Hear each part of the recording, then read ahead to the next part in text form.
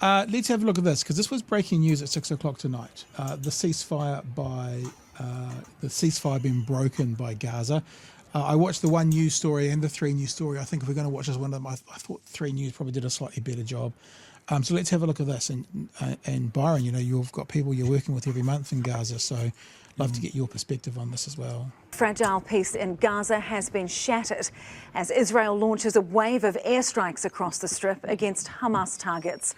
At least 200 people have been killed in the past few hours.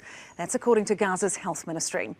Israel's Prime Minister Benjamin Netanyahu says the fresh strikes are in response to Hamas's refusal to release further hostages, as well as what he calls a rejection of all of the proposals it received from the US. Grace Thomas has the latest and a warning. Her story contains distressing images. So the facts we had at 6 o'clock were Israel broke the ceasefire. Israel started the war again. Israel started bombing Gaza again. And just so we're clear, 59 hostages haven't yet been released.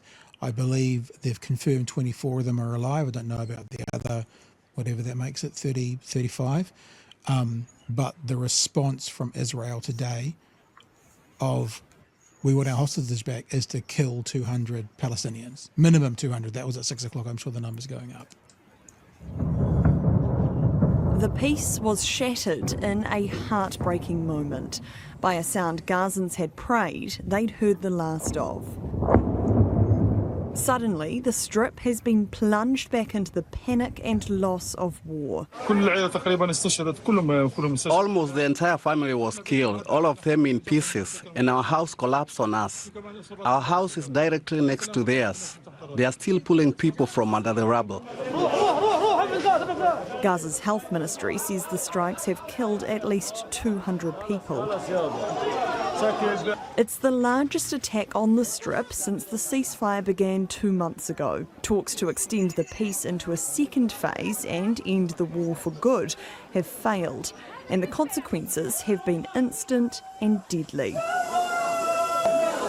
There are still 59 Israeli hostages in Gaza, and at least 24 of them are alive. Israelis have been begging for them to be returned. But Hamas has... I thought this was a really ironic scene, guys. So, people of Israel are safe enough to hold this kind of, this kind of evening. The citizens of Israel are able to go out and do this as they protest against what Hamas is doing. The citizens of Gaza are having buildings falling on top of them, probably at the moment, certainly, as the report said, at 6 o'clock. And I just think that paints a picture, and this is not even the debate around Hamas and the 59 hostages. It's about, we're looking at citizens in Israel gathering together outside for this event, safe, available to do this, able to do this, and we're looking at the civilians, the citizens of Gaza, in hospitals, and as that previous gentleman said, as horrific as it sounds, neighbours being separated, their bodies literally being separated. I just think this speaks to the conflict in and of itself about, how it's not a war, it's a sustained bombardment and eradication of a people. Because if it was a war, like in World War II, you didn't have the Germans outside doing this in the middle of the night with all these lights on and the British civilians hidden away. Everyone was hidden away. It was a war. This is not that. These pictures show this is not that at all. You guys want to add anything before I hit play? No, roll on, Pat. 24 of them are alive. Israelis have been begging for them to be returned. But Hamas has been demanding the withdrawal of Israeli troops. Every hostage must come home. The negotiation stalemate has seen the ceasefire grow increasingly fragile over the past 2 weeks, with Israel trying to pressure Hamas by cutting off humanitarian aid. Sorry, I just dropped one time. Sorry, I was clear my throat. War crime. Just put that on the record, just quietly. Hunger and desperation has been rising by the hour. Today, the frightened cries returned too. Israeli officials warning the strikes will last as long as necessary and the operation will expand. We will show no mercy on our enemies. Let me be very clear. Israel will not stop until all of our hostages are back home. We will make it very clear to the Security Council that if they want to stop the war in Gaza, they have to ensure that the hostages are coming back to Israel. We are committed to bring them back. The attack has not gone unanswered. Hamas has accused Israel of unilaterally ending the ceasefire and has said the move will expose Israeli hostages to an unknown fate. The UN Security Council will meet to discuss the unfolding horrors tomorrow, but already the White House has confirmed it was consulted by Israel ahead of the attacks. All those who seek to terrorize not just Israel but also the United States of America will see a price to pay. But these are the faces of those paying tonight. So the other thing, just before I move out of the way and leave it to you guys, is another example of the disparity in this conflict is Israel flattened buildings. As the reporter reports, it does not go unanswered. Hamas have said some words.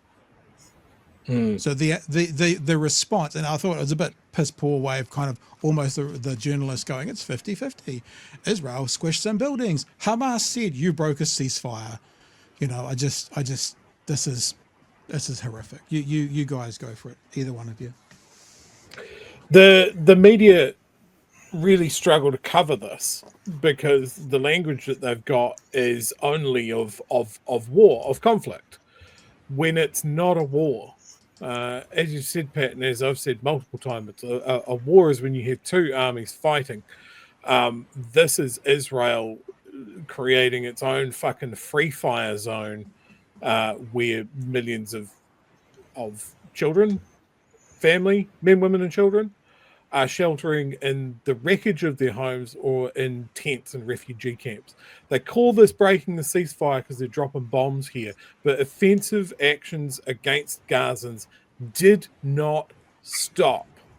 Yeah. They cut power, they cut water, they have a stranglehold on food deliveries. They're quite happy for civilians to raid resupply trucks on the border while soldiers watch on.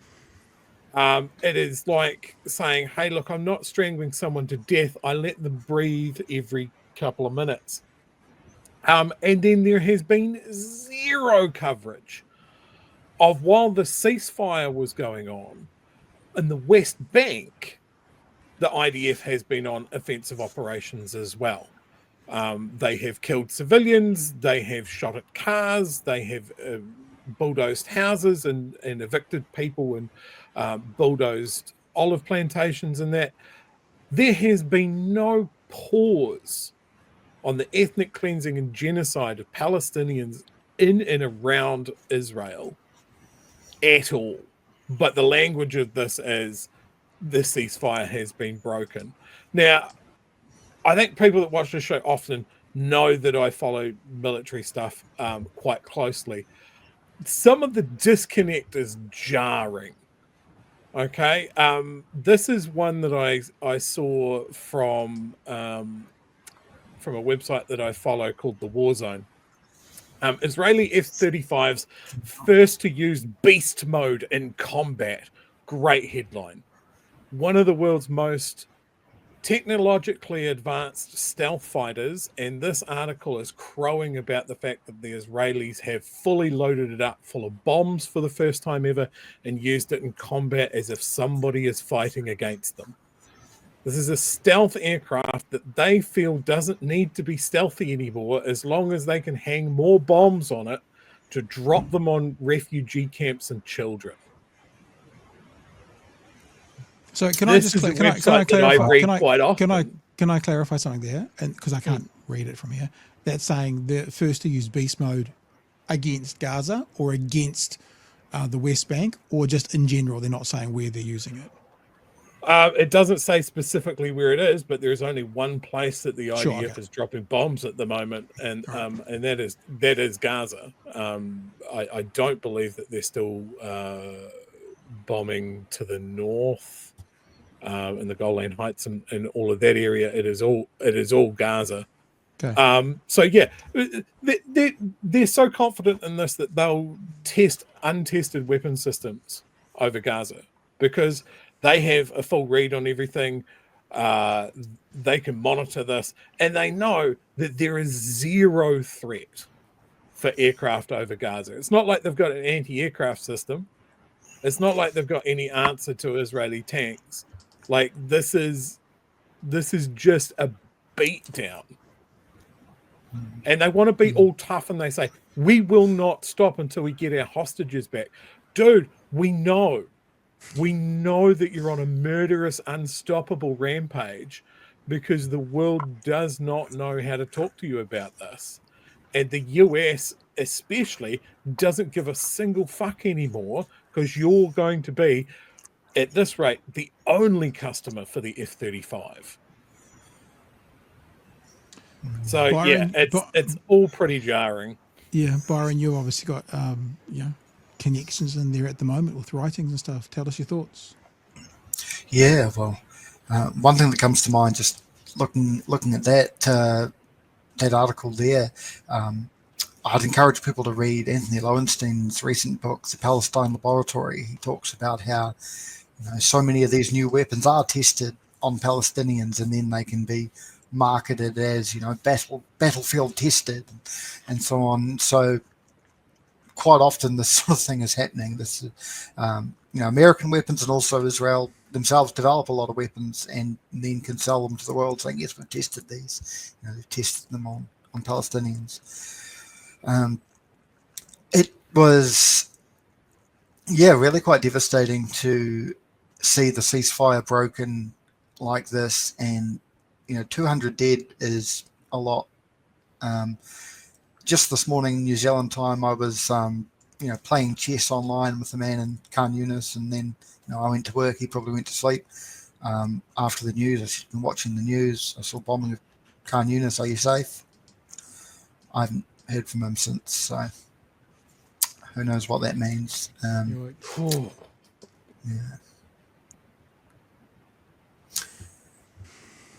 How do you respond to that? I don't know. What's the solution here, Byron? What's the final outcome? What happens from here, in your thoughts? It's hard. It's hard to know, and we can speculate on what should happen, and what should happen and what would happen could be very different things. I think our country should be taking in more refugees from Palestine.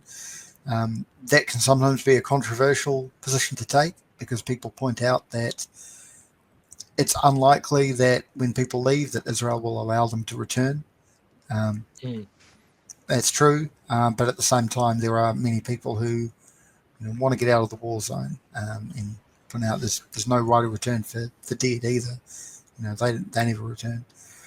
So I think one thing people here could do would be lobbying our government to take more refugees. Also, to put diplomatic and economic sanctions on Israel. Support the boycott, divest and sanctions movement. Boycott companies that are profiting from what's going on. And I think if people can even just raise more awareness of what's happening there. The media coverage is not fantastic. They avoid words like genocide, ethnic cleansing. They, as we were discussing before, talk about this as a war when it's not really a war. One of the things that I've been doing with the articles that are being published on Fajara Dispatch and by Fightback is just allowing people in Gaza to tell their stories. And most of these people are not necessarily political activists. They're people who had, hopes and dreams and are finding now those have been shattered. They've had university study disrupted, businesses disrupted, family members die, homes lost, and one of the reasons I want to do that kind of reporting rather than just reporting on the geopolitics of it all is just a reminder that there are people behind all these numbers we hear. We hear death toll of 46,000, whatever it is now. We know that that's an underestimate anyway. But each of those people who are dead, had a life ahead of them, had a life they were living. And even the people who are alive have had their lives disrupted so much that they're unlikely to be the same again. Well, one thing that sits with me from the solidarity rallies here in Dunedin, and this was relatively early on that I heard this, as one of the Palestinian speakers here mentioned that 30 of her family members had been killed. And that just hung in the air, as I'm sure everybody that heard that imagined 30 of their extended family just being gone in the space of a couple of weeks. And as I said, that was towards the start of this. It has been, a year and a half? That it has been unrelenting since. And yeah, Europe's focused on what's happening on Ukraine because of what America has done, and has really given them an existential fright of, oh shit, America hasn't got our back anymore. With Trump in power, there is not going to be any wringing of hands or even the pretense of, hey, Israel, maybe you need to tone it down, that we got from the Biden administration. It is full on from Trump. Well, the Jews support me, so yeah, go hard. We don't care. Nobody's coming for the Palestinians. Nobody's got their back or the ability to stop this, as far as I can see. And of course, Trump has talked about, ethnically cleansing Gaza without using the term. He's talked about getting everyone to leave, and that the US will take ownership of it and rebuild it. And this is, a lot of this is just as ridiculous as talk of annexing Canada and Greenland. It's not really going to happen, but it does give, Netanyahu, the government in Israel, a sign that, Trump is not going to stop them. America's not going to stop them.